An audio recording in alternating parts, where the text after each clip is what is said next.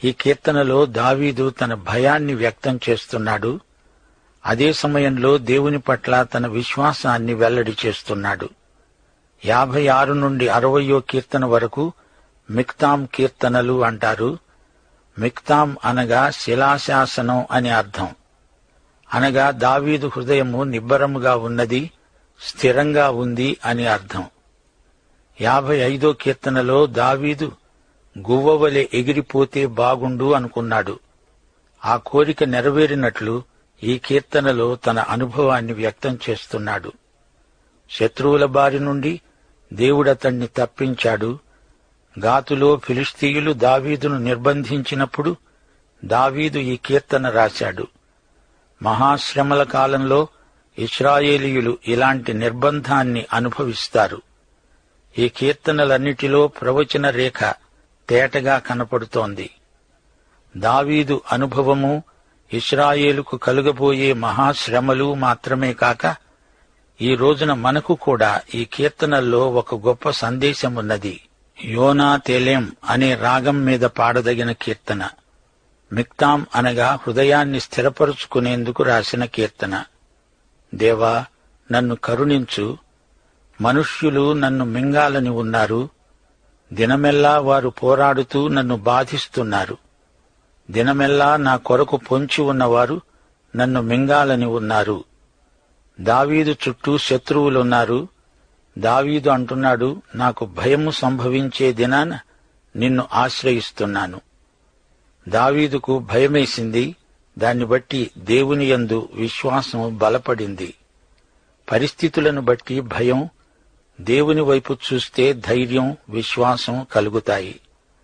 1 యోహాను 4:18 ప్రేమలో భయముండదు, పరిపూర్ణ ప్రేమ భయాన్ని వెళ్లగొడుతుంది. విశ్వాసం ఉండవచ్చు, పరిస్థితులను బట్టి భయం కలగవచ్చు కూడా.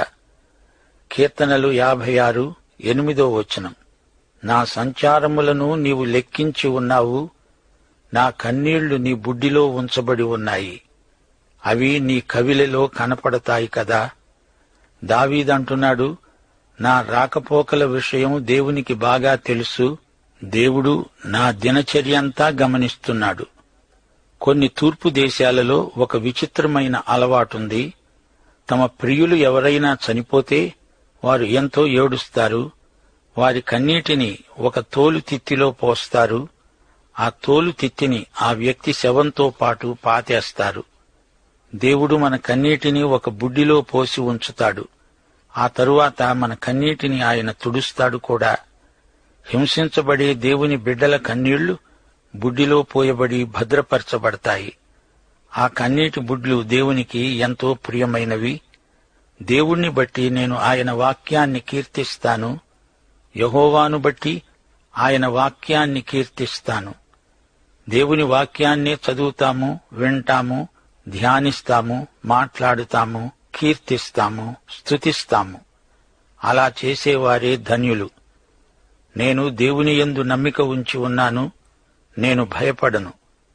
నరులు నన్నేమి చేయగలరు? మన వనరులు దేవుని యందే ఉన్నాయి. మానవమాత్రులు మనకు ఏ కీడు చెయ్యలేరు. 13 నేను నీకు మ్రొక్కుకొని ఉన్నాను. నేను నీకు స్తుతియాగములను అర్పిస్తాను. దావీదు ఒకసారి ఘోర పాపం చేశాడు.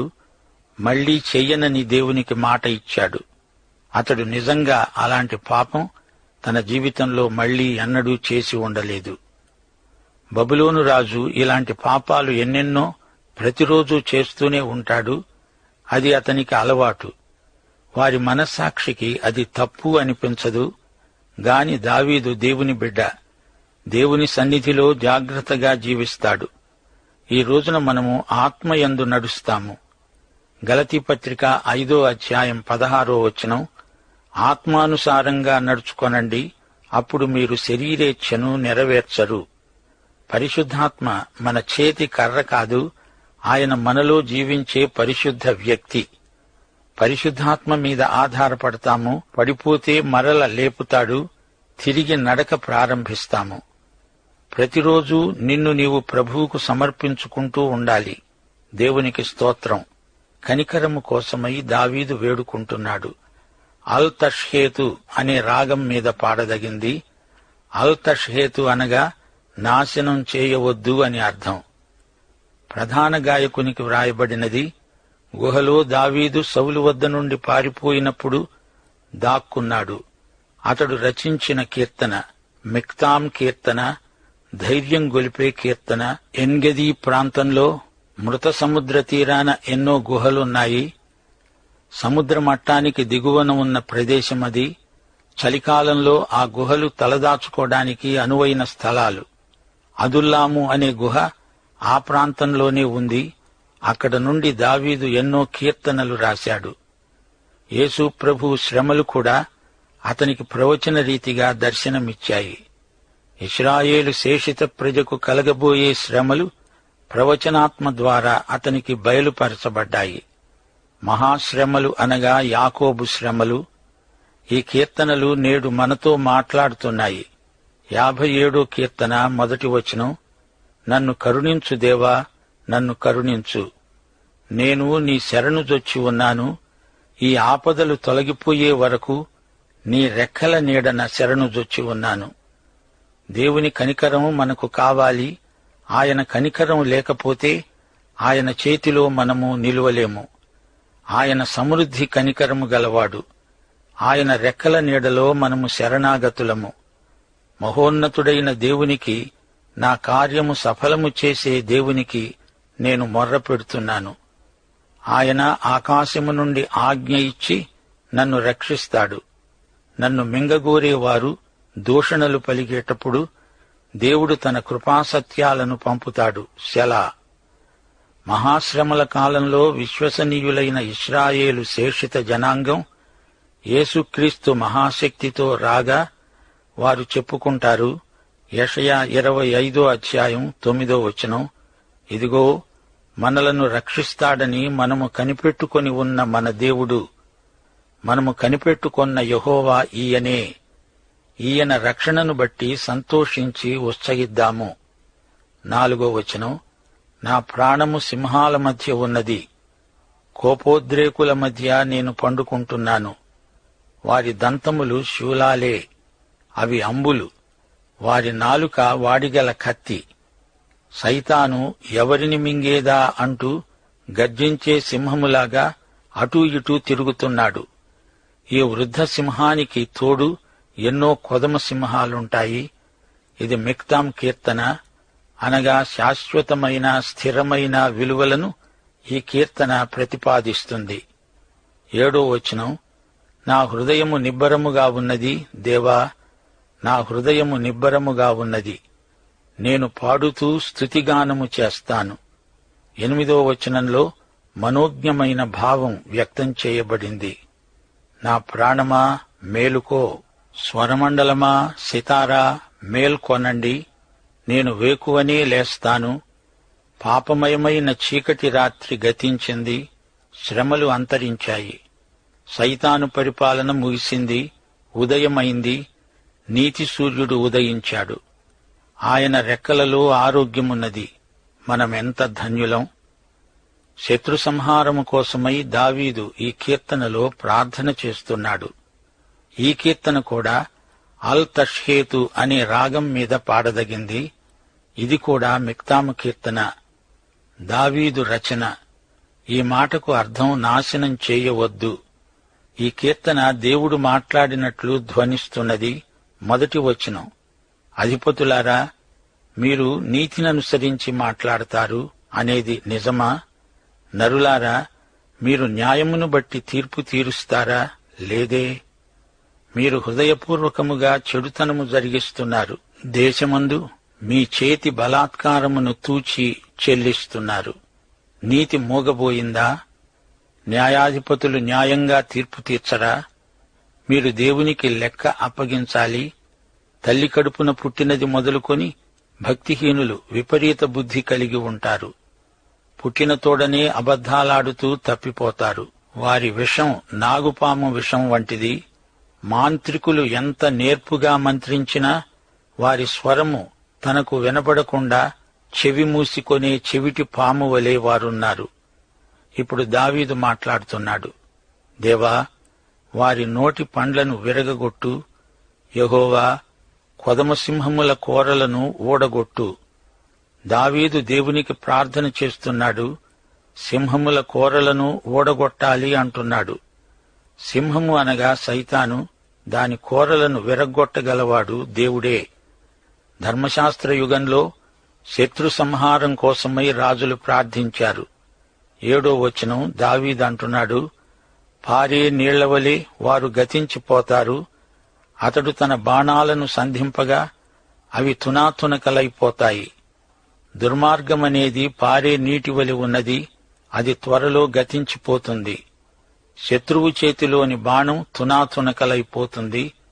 వారు కరిగిపోయిన నత్తవలె ఉంటారు. సూర్యుణ్ణి చూడని గర్భస్రావం వలె ఉంటారు. ఆ దేశములోని నత్తలు ఎండకు కరిగిపోతాయి. శత్రువుల పన్నాగాలు గర్భస్రావం వలె విఫలమవుతాయి. వారి మానసిక గర్భస్రావం వారికి తగిన శిక్ష. 9వ వచనం, మీ కొండలకు ముండ్ల కంపల సెగ తగలక ముందే అందలి మాంసము పచ్చిదైనను ఉడికినదైనను ఆయన దానిని ఎగరగొడతాడు. ముండ్ల కంప మంట అట్టే కాలం నిలవదు. కుండలోనిది ఉడికి ఉడకనట్లు ఉంటుంది. అంతలోకే గాలి వచ్చి దాన్ని ఎగరగొడుతుంది. కావున నిశ్చయముగా నీతిమంతులకు ఫలము కలుగుతుందని, నిశ్చయముగా న్యాయం తీర్చే దేవుడు లోకంలో ఉన్నాడని మనుష్యులు ఒప్పుకుంటారు. ఇప్పుడు 59వ కీర్తన వినండి. ఇది 58వ కీర్తనకు కొనసాగింపు. ఇది కూడా అల్ తష్హేతు అనే రాగం మీద పాడదగింది. అనగా నాశనం చేయవద్దు అని అర్థం.